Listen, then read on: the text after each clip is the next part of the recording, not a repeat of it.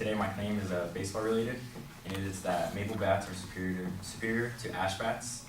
And by stating that maple bats are superior to ash bats, I mean that they have higher strength, durability, and pop. And pop is a slang word in baseball that we use for basically how the ball bounces off of the bat. If you say that the bat doesn't have pop, it just means that the bat really absorbs the energy of the ball. And Torrey Hunter, a 16-year Major League Baseball veteran, 4-time All-Star and Silver Slugger Award winner, says that he felt difference in how hard the maple wood made contact with the bat. He says, "It feels like a car crash at full speed. It's like you killed the ball. They're a little bit more powerful," in reference to the maple bats.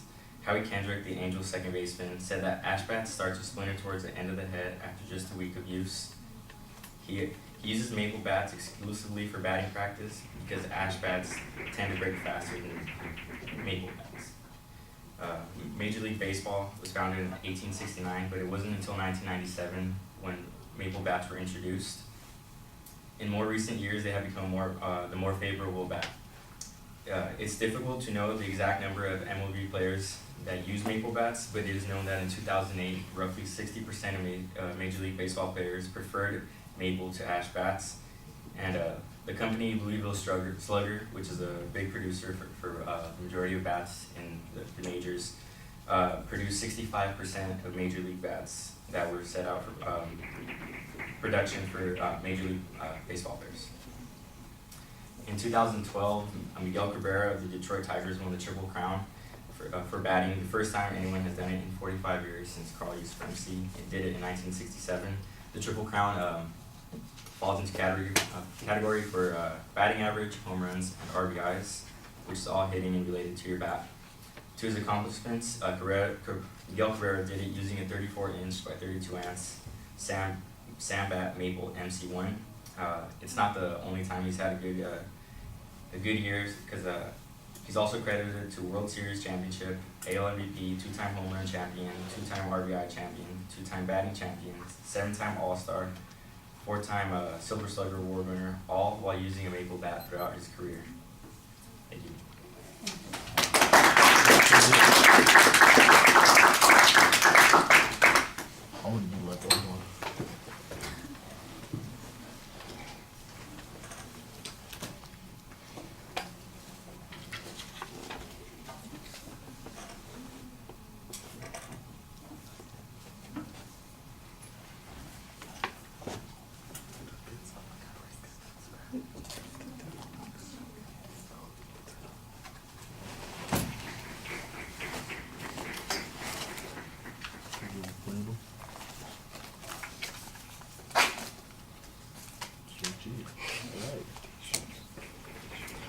Omar, you did an excellent job identifying what your claim is. It's a pretty narrow focus. Talk about getting specific on a claim. I like that.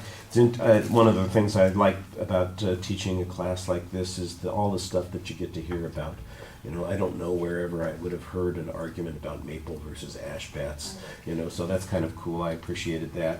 I thought you did an excellent job citing testimony from the very beginning. You had 2 ball players that you cited very clearly. Then you had some statistical information. There's a piece of factual data about when the maple bats were introduced. I think that's interesting because often it's attributed the batting increases that were taking place there in the late 90s to steroids and human growth hormone and all those kinds of things. It looks like there might be a correlation with the maple bats that are in the league, so maybe there's another argument to be made there. But you also cited a number of statistical information, gave us source citations for that.